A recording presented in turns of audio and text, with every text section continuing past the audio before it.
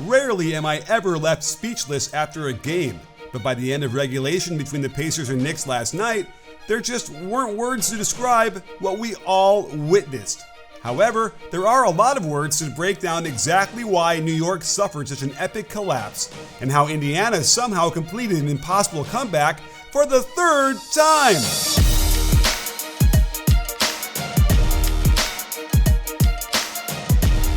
Down by 15, they didn't know it yet, but the Pacers were about to find out that Neismith has a Super Saiyan mode. This is a great action to have him be part of a double phalanx ball screen before flaring off of the Thomas Bryant screen. Cat should be reading this and getting a hand up, but that doesn't happen, and he's heating up! And that shouldn't have really mattered, as Brunson can put them up by 15 points with under 4 minutes, but puts this one on the rim short. So now they use Haliburton as a decoy to get it back to Neismith to find out how big his head really is. Our old friend Cat gets put back in the blender on the step-up screen, and even though they have a big lead, you should know better than to give this specific Pacers team anything. He's on fire!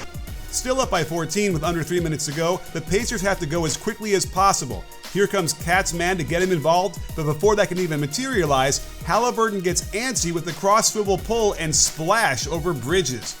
It's just not the primary pick and roll defense that's an issue for the Knicks. Here's a rotational one. On that step-up screen to the left, they showed 2 defenders to Haliburton, which is an okay idea. Hart is the guy to rotate over to pick up the roll man, decoupling from his man Neismith.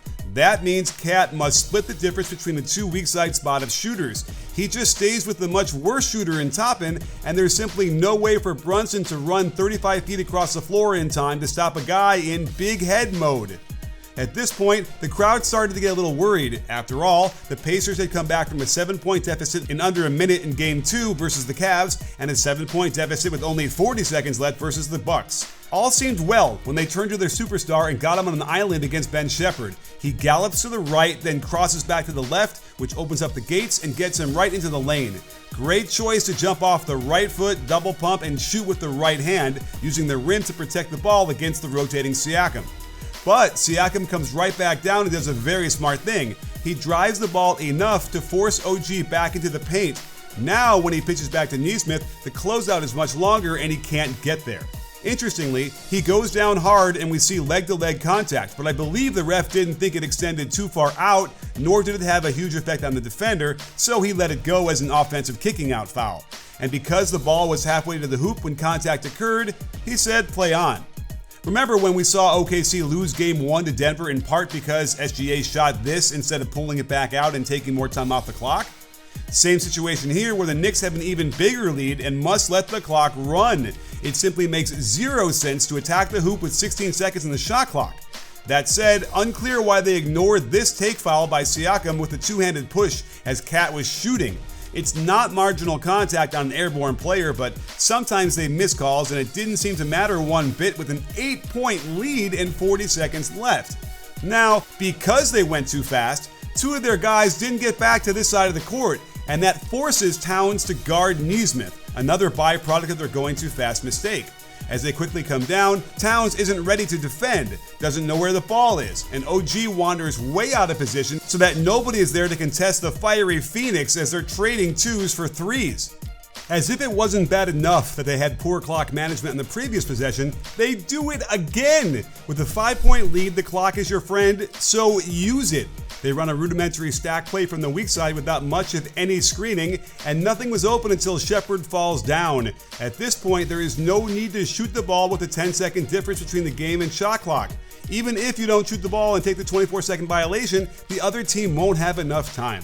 The only way you open the door to losing this game is if you shoot too quickly, and yet that's what Brunson does, attacking the basket, forcing Siakam to rotate, and although 99% of the time this is an easy layup, OG fumbles the catch, the ball is knocked away, and remember, as long as the initial contact to dislodge the ball is clean, any other contact after that is not a foul. If you don't believe me, here's Zach Zarber to confirm. Siakam makes legal contact with the basketball, dislodging it. Any contact afterward is deemed incidental. Remember, Neismith is hotter than fish grease right now. He's the guy everyone should be keying in on, as Haliburton is reminding them of that. And I want to remind you all of how fun it is to play Prize Picks, the best place to get real money sports action. On PrizePicks, you can mix and match player projections from different sports. Combine your favorite baseball players with players from basketball, hockey, esports, and much more. Use all the knowledge you get from me, like how this Pacers team keeps defying the odds to make your picks and increase your opportunities. The playoffs have been absolutely amazing. So download the app today and use code CLNS to get $50 instantly after you play your first $5 lineup. PrizePicks, run your game. And since we know how well Neismith is shooting, why is Josh Hart playing on the inside of him on the baseline?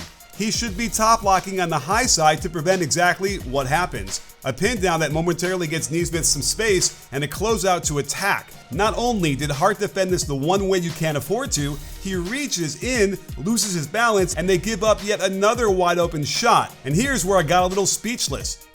Tibbs then burns his last time out here, which doesn't make a ton of sense to me. He knows Indiana is going to have to foul them to stop the clock, and I'm pretty sure 4 of the Knicks on the floor know not to dare throw it to Mitchell Robinson.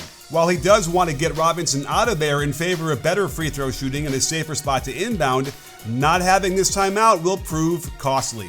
Making matters worse, Tibbs drew up another bad sideline out of bounds play with a stack and one in the corner. What was supposed to happen was Bridges curls around the OG screen to the basket, a wasted movement considering Brunson would not dare throw a risky pass like that to the cutter. Towns would set a pin down for Bridges to come to the strong side corner to maybe get open for the pass. Meanwhile, after screening, OG was supposed to take advantage of his man helping on the cutter to get open on a cut towards the ball, where they'd have to foul an 82% free throw shooter. Instead, OG decides to cut alongside Bridges and just blow up the whole play, leaving Hart all by himself against aggressive defense to get open. The basketball gods decided to be nice to the Knicks for a moment because we've seen this type of play become a turnover a lot.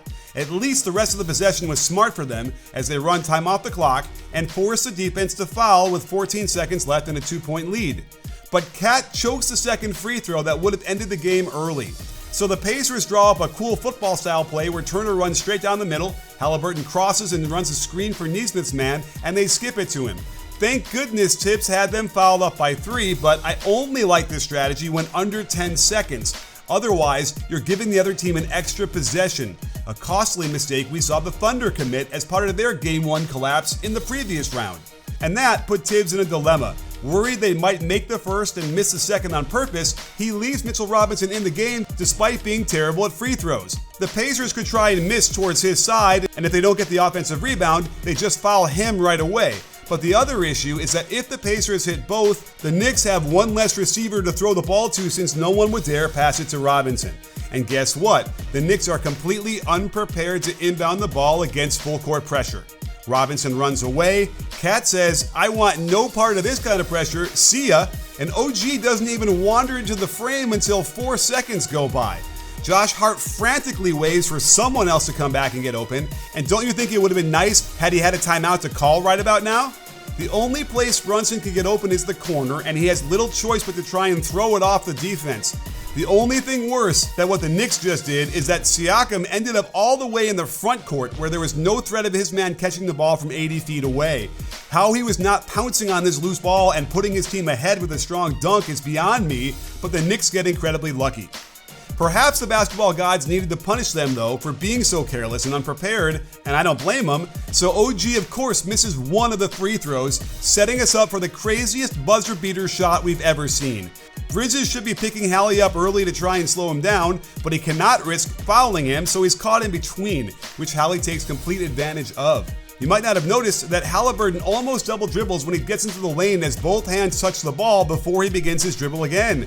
But it turns out Bridges deflected it out of his hands so he can continue bouncing it smartly away from the long arms of Mitchell Robinson. And we all thought this was a game-winning attempt. Not since Don Nelson hit this shot to win a game in a 1969 NBA Finals have we seen anything like this at such a consequential moment of the season. This was even more epic as it tied the game when they realized his toe was on the three-point line, so we got 5 more minutes of this classic. It felt like the Knicks had survived the storm when they took a 4-point lead with this cat face-up jumper and then avoided another catastrophe when Indiana smartly blasted Brunson in the upper corner, improbably avoided a backcourt violation, then got the nice reverse from OG. And the mistake the refs made here was not calling this a goaltend, even if they didn't think it was. Had that happened, they'd have been able to review it and simply get the call right. Replay indicates the ball hit the backboard first and then was blocked, which would have counted the hoop, but you can't review a non-call. And the Pacers continued to trade 2s for 3s since this fast break left Brunson on the ground and OG strangely hanging back. But it's Bridges who doesn't recognize where he's supposed to be. Hart is guarding Siakam, Towns is on Nembhard, which means Bridges absolutely needed to be on the weak side, much closer to the shooter in the corner than he ended up being as Nembhard laces it. The refs let them be physical all game, so this type of contact wasn't so strange as Brunson cuts to get open. But then watch how Turner perfectly jumps out to hedge this ball screen, getting to his spot and almost surprising Brunson as he runs right into the wall and loses control of the ball, which goes to Indiana when they win the jump ball and head down court down by 1. Here's a smart team, attacking Brunson, who has 5 fouls, knowing he can't risk fouling out with this much time left. But with this weak side spacing, Cat absolutely had to be rotated into the paint to help, and he was nowhere to be found. Hallie then takes advantage of a recurring problem with the Knicks defense, playing ice versus the pick and roll. Bridges jumps to his left to prevent Hallie from using the screen, which means Towns is supposed to be 7 feet to his right in between the ball and the basket. That doesn't happen, and it's a straight line drive with only 6'4" Hart to protect the rim. They were still down by 1 with a minute left when they screw up the pick and roll defense in almost the exact same way, with Bridges effectively screening Brunson and allowing penetration to the restricted area. Fantastic ball movement to create an open 3. At this moment, there was absolutely, positively no need for Robinson to step towards the ball. It was way too late to do anything about it, but that was very costly as Obi Toppin smells the opportunity to get right to the basket for a huge tip dunk. Simplifying the offense is a good thing down the stretch as you can eliminate mistakes by passing too much or having certain people handle the ball that you don't want to.